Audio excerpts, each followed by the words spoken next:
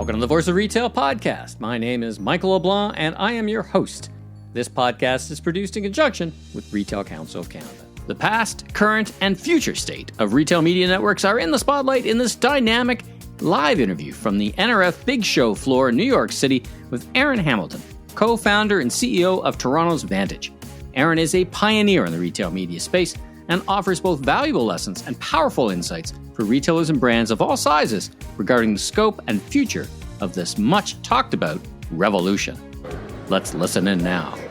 All right, welcome everyone. Another episode, fantastic episode of the Rethink Retail podcast. And as well, it's going to be copied over onto the Voice of Retail. I'm here with one of my favorite people in the Big Apple in New York City, Aran Hamilton. How are you doing? Thanks for having me here, and this is great to be with you here at the NRF. This is awesome. Well, you and I live in the same city, but curiously, we usually find each other in other cities when we actually get together in the same place. Okay, but it was much warmer in Vegas. Yes, yes. I expected it to be a couple degrees warmer when we came down to the States into New York, but That's okay. There's so much excitement that this place is just hopping. The massiveness, the capacious massiveness, as you would say, of the NRF show warms my heart. I wouldn't say that, but since you said that's cool. It is. There's a lot going on. There's a lot of people here. The buzz is phenomenal. It's great to see the show really doing well after COVID, and people are really excited by a lot of things that are going on here. All right, well, listen, we kind of jumped right in. Tell the folks a little bit about yourself, your background, who you are, and what you do for a living. My name is Aran Hamilton. I'm the CEO and actually one of the co-founders at Vantage. We're doing, I'm told, some pretty cool stuff with arguably what is the hottest area in retail innovation today, retail media networks. And we've been out here at NRF talking about what we're doing and really excited to bring it to market. And what's your background? Like, were you always a technologist? Are you a business strategist? How did you get into what you're doing today? So my background is in payments, digital payments. I helped in Canada a lot of the launching of digital payments, and that's how how we first met. And through me writing some stuff for the Retail Council of Canada for the magazine, I helped with a lot of the innovation that's been taking place in digital payments in Canada, kind of my last career about 10, 15 years ago, and really have helped kind of bridge that gap between data and analytics and payments and where it's going. And I felt that all started leading towards a lot of innovation that was going to be needed in retail in the coming years. And we're also, we should say, fellow alumni of the Rotman. So we have a lot of connection points, actually, you and I. You know what? Toronto's it's a big town, 5 million people or so, but it's a small town in the sense that, a lot of people know each other. Yeah. And you and I bump into each other, not often enough. Not often enough. There you go. Not often enough. Well, let's talk about Vantage. In my mind, you guys were retail media networks before everybody started talking about retail media networks, but that's not much of an explanation about what Vantage is. So how do we understand Vantage? And what, listen, I see a lot of signs for retail media network companies like providers or people who are empowering retail media networks. So why don't we tell everybody about Vantage? Yeah, so we took the arrows by being very early. First out the gate. Yeah. So we've been doing retail media for almost 10 years now. 10 years. And it wasn't called retail media. We called it co-op marketing. We called it a number of other things beforehand. But the industry is coalesced around retail media networks. We are the enterprise retail media platform. And our plan, what's different about us is that we actually work with these leading retailers to help them roll out or scale their retail media programs. So our platform is really modular, it's flexible, and it can be implemented in a whole bunch of different ways. But at its core, it has 3 components. Okay. And it's really about, we have this kind of retail analytics portal. So retailers need to be able to share their data with their vendor partners, and they have to do that in a way that's robust, secure, scalable, privacy respectful. And we're talking there about how many people see the media or ad that you have purchased. No, we're talking about the basic retail. So retail analytics is in the relationship is between the retailers and the vendors is shifting a lot right now, and the vendors are saying, listen, we can be better partners if you give us better information about how things are going in store, what's selling, how quickly is it moving, who's looking at it, and what kind of other supporting information can we get. And so a lot of retailers have historically been very apprehensive to share that information out because they thought, rightfully so, it could get into their competitors' hands. And so but they needed to find a way to, not just give it away, but to do that in a way that was economically smart.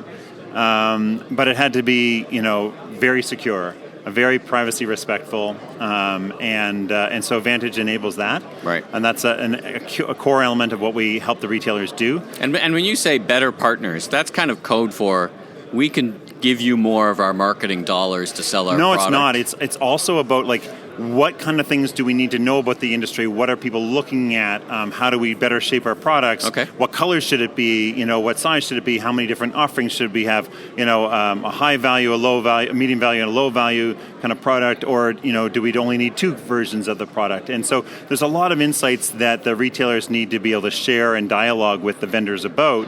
And they need the richness of data to do that. So this is not about analytics about retail media. This is about the whole business that they're operating. And increasingly, the vendor relationship with retailers is not just about kind of, okay, we're going to ship you product, you're going to sell it for whatever you can and send us back whatever you can't sell. There's a much more dynamic, a rich relationship about product development, road mapping, and what product, in what understanding scale. the consumer journey, what got them to that aisle, what got them and what there, where did that about. start? Yeah, absolutely. Yeah. And so that real-time analytics portal, some retailers have been giving kind of data 3 months in arrears, and they just do a data bump, and then the vendor has to hire someone to analyze it and give them insights. So they're working in months and months arrears. Being able to give that information in real time, what's flying off the shelves, what's not, what's lagging, all that kind of information is important to be able to share with the vendors real time. And so we help with that.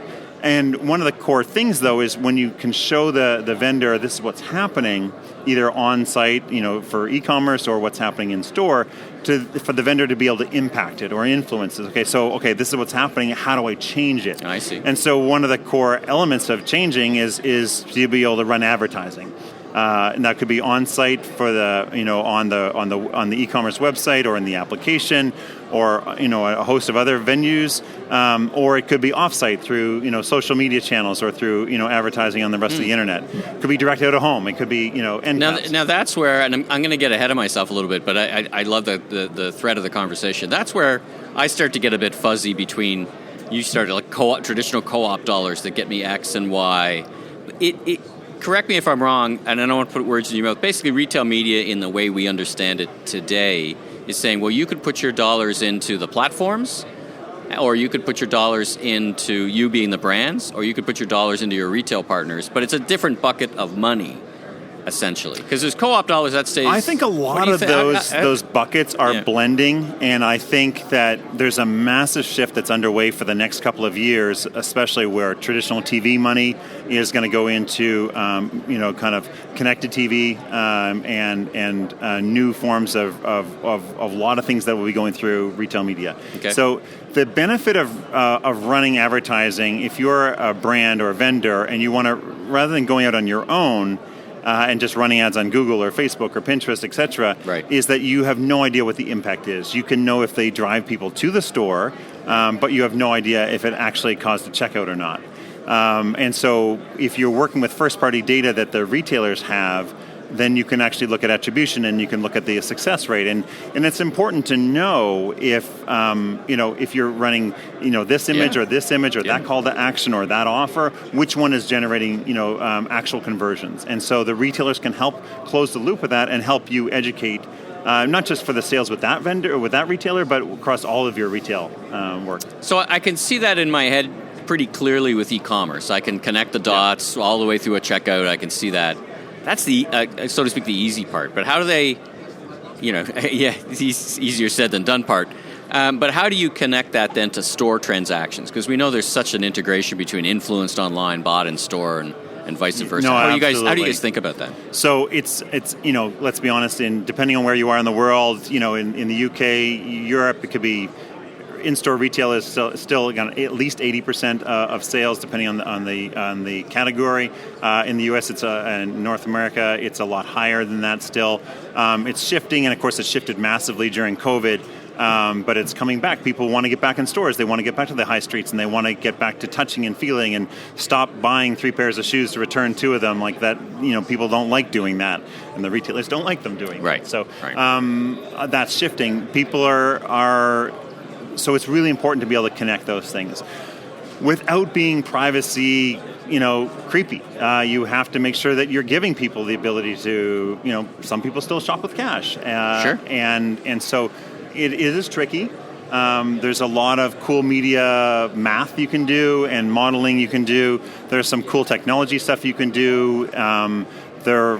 For all of the fact that we say that we, as consumers, and like everyone else, we want to have more privacy, we do carry around these devices with us 24/7 that are leaking information about us, and in some ways that can be, used to kind of close the loops without being, privacy creepy, because you look at it in aggregate, you don't look at it, we're not looking to see what Michael LeBlanc is doing at a particular store. We're looking to see what people that are good-looking, young, husky men are doing, as they shop. Husky, good word. Yeah, so husky, good word. Those are the. The point is to look at it in a way that is privacy respectful but still gets you the guidance that you need and the insights you need without. No one really cares, to be honest, what Michael LeBlanc is doing as he's shopping. What we care about is people like him and how are they responding to advertising or offers or components to a product. What else do we need to know about your solution? Because you talked about analytics, but I know it's more than that, because you're kind of powering for retailers. I don't know if you can say which retailers, but you're powering their retail media. Talk more about, is it a dashboard? Is it's connected to the vendors in some way? So it's pretty cool. So what we started doing these analytics, and that was our core, and then people said, well, listen, we need to be able to influence it, and we need to have impact on it, so we need to be an action company. And so we rolled out this digital retail media platform, and it was really just one clean UI where vendors and retailers could use to build campaigns. And that could be the retailer building campaigns on a managed service basis. We actually have a pretty cool self-service UI that allows the vendors themselves on behalf to go and access the retailer's data and to be able to run ads to drive to their own conversions. But actually, I don't think either. I think those two things are now table stakes. And what you need to be able to do is much more. And so what I'm really excited that we saw the need and where I think the industry is going is this third component that we have at Vantage, which is, I think, the most important. We have these retailer brand workflow modules. If you think about within their retailer, there are probably 8 to a dozen different teams that have to come together to run media. There's the media sales team, the media planning team, the audience strategy team, the creative design team, the execution team, the ad ops team. There's someone that has to look at compliance, and there's someone that has to look at measurement and reporting, and there's someone that has to make sure that the finance, the billing, the reconciliation actually takes place. Yeah. And so what I'm seeing when I walk around here at NRF and as I talk to folks is that Vantage is different in the sense that we're not trying to, handle just one of these components. We are not just trying to run ads. To be honest, as you kind of alluded to, running ads is the easy part of this. Mm-hmm. What's really difficult for a retailer is to either launch or scale a retail media platform, or they call their programs, looking at these 8 to 12 different teams and making sure that they can all work. Right. And so if you're a Criteo, great company, huge reach. If you're a Citrus Ad, great capabilities, technology, but very niche. They do one component of what the retailer has to stand up. And we love partnering with these guys, but what we have to help the retailer with is actually executing and launching the whole thing. Or if you already launched a retail media program, how do you scale it to the size and that it needs to be? Let's talk about scale for a bit, because in my mind, most obviously, as you and I would walk various trade shows around America and in the U.S., we're talking, it's Amazon, Walmart, the big hitters, the Krogers of the world. And you've talked about scale, so I have 2 questions on scale. One is, for retail media, it feels like the purview of just the biggest folks today, but is there an opportunity for that to go down to mid-sized retailers? Yeah, it's coming down, and 2024, 2025 are going to be big years for this.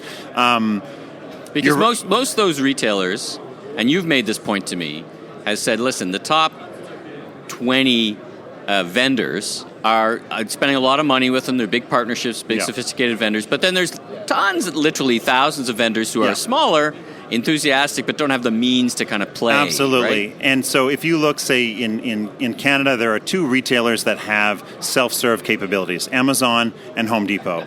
We happen to power Home Depots. Okay. And so, I think that's something that we're really proud of, and I know Home Depot is really proud of, is giving the vendors the ability to do hands-on keyboard and getting in and do their own analytics. And any size, Any size. Any size. Any size. So they have different tiers of what you can do, like different audiences that you can attach your advertising to, depending on kind of how big you are and how much you're spending, or how much how the size of your commitment with Home Depot.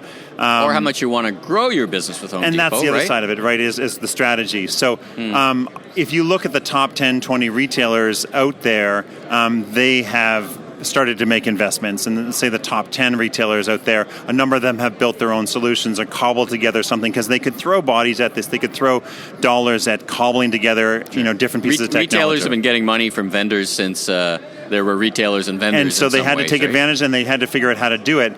But the problem is scaling that. And so we're super proud that Home Depot in the States and Canada have chosen us to scale their Retail Media Plus, which is a phenomenal program growing by leaps and bounds. And they've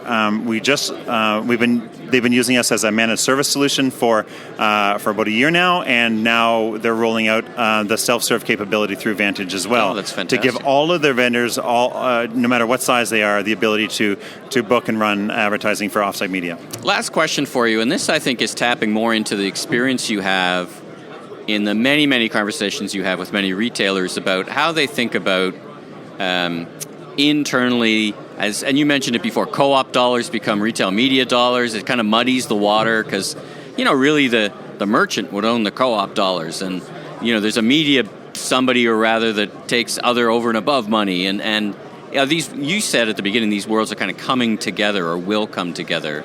But they kind of get a bit muddy, when I'd imagine when you're talking to folks. I think the reason they're coming together, and I think the reason that they're muddying, if to use that word, I'm not sure if that's the right word, but the reason it's being rethought is because it's not about taking dollars from the vendors anymore. I think that was how it started, but I think very much the leading retailers are thinking about how do we better partner with our vendors? How do we better execute and come up with strategic ways of being different and innovative together? And the retail media solution has to be able to handle those and allow them to execute. And so I think this is really, and I don't think therefore the dollars need to sit in certain individual buckets anymore. I think this is a strategic opportunity for cool vendors to work with cool retailers to do cool things. And I do wonder though, when I was, I've been a merchant and your vendor is committed to spend $1 with you. Well, if you're a traditional media spend was, maybe I'll spend that $1 with Facebook. Hey, Facebook, I'm going to spend 50 cents now. I'm not going to spend $1. And it feels like there's some other relationship that can get in the way. It's like, hey, you committed to $1.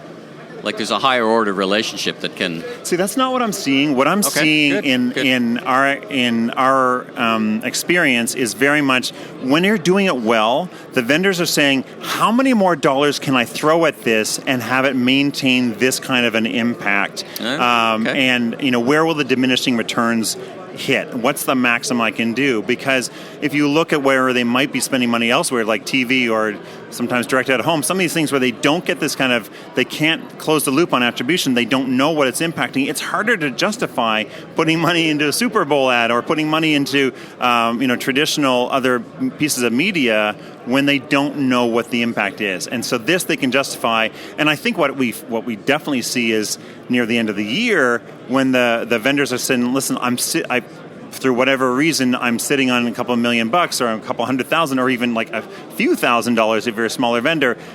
what's the best bang I can get for this? And they turn to the retailer, and traditionally the retailer might have said, listen, if it's less than $50,000, I can't justify... I can't do anything with it. I can't put the time and energy into it. But you can go on hands-on keyboard, and you can execute, and you can be live and running within a day.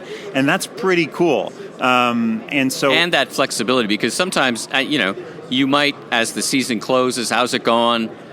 I'll keep my powder dry, so to speak, but then at some point you run out of opportunity because, as you say, listen, you can't spend the money, and then you're in kind of a worse place kind of thing. Yeah, that sucks, and I feel bad for the retailers that can't execute, but we don't run into that with our clients because realistically what's happening is people are pulling money from other places because they're seeing the bang for the buck that they can get with our clients, and they're super excited to close out the year that way. And so keep in mind, retail media started as just digital advertising within a retailer control, kind of on-site media on the website or mobile apps, and maybe the email program, and then it evolved into kind of off-site, meaning advertising on social media or other parts of the internet. But the retailers have looked around and said, well, wait a second, we are also doing in-store digital media, and so that has to get folded in. Right. And that's a huge and growing market because, of course, 80 to 90% of sales are still happening in store. So you want to be able to execute and do really cool. I'm using that word a lot, but really, innovative and real time. Like you don't have to plan this in advance. You don't have to plan this a quarter in advance. You can plan this a week in advance and execute and be running things into the in-store networks. But then how do you differentiate between an end cap that's digital and an end cap that's not digital? So you got to fold that in together. So now really retail media encompasses all of the advertising that a retailer can control whenever and wherever customers are coming into contact with the brand. Well, it's exciting days, and I always learn so much when I talk to you, and I get very excited about your business and about the business. So it's great to catch up with you here. There's so much going on in retail media. Yeah. It is definitely 2024, 2025 are going to be really big for the retailers, especially obviously the larger retailers can move faster in 2024. What we're finding is that as we talk to the smaller retailers going down to even $1 billion in sales, they can now, we're starting to be able to show them a plan for how do you bring all those 8 to 12 teams and how do you execute all of that, so you don't have to think that through. And so making it really easy for these retailers to launch retail media networks so they don't have a reason to stay. The danger, of course, let's be honest, Michael, is that if they keep their powder dry, they stay on the sidelines too long, then those vendor dollars are going to get committed to other retailers and to other channels. And so they need to start getting out there and getting their share of those vendor dollars before they get all committed to Amazon, before they get committed to even the large retailers. Right. And so it's really important that we start figuring out how to bring retail media to the retailers that are not the largest in the ecosystem. How do people get in touch with you, and where do they go to learn more? Yeah, they can get us at GotVantage, GOTVANTAGE, gotvantage.com. The website's going through a whole re-thing right now, and they can just get me. I'm Aran, ARAN, at GotVantage. And LinkedIn, you're an active LinkedIn. I am all over LinkedIn, not as active as you are, and some of our friends. But man, I got to step up my game. You embarrass me sometimes, but never. But I'm all over there, and they can get us very easily there. Well, thanks for joining me here, and thanks to the folks at Rethink. We're in the Rethink Retail Podcast Studio live on the show floor at NRF. This is awesome for Rethink to put this on and make this available for us. I really appreciate that. Huge shout-outs to them. Great to connect with you. I feel bad that we only see each other, but maybe we'll see each other on the plane going back as well. That's true. That's true. Well, listen, safe travels. Thanks for sitting down with me. It's a busy show, and I wish you continued success and safe travels home. Thanks so much. Great to see you. Thanks for tuning into this episode of The Voice of Retail. If you haven't already, follow on your favorite podcast platform so new episodes will land automatically each week. And be sure to check out my other retail industry media properties, the Remarkable Retail Podcast with Steve Dennis and the Global E-Commerce Leaders Podcast. I'm your host, Michael LeBlanc, Senior Retail Advisor, Keynote Speaker, and Rethink Retail 2023 Global Top Retail Influencer. If you want more information, content, or to chat, follow me on LinkedIn. Safe travels, everyone.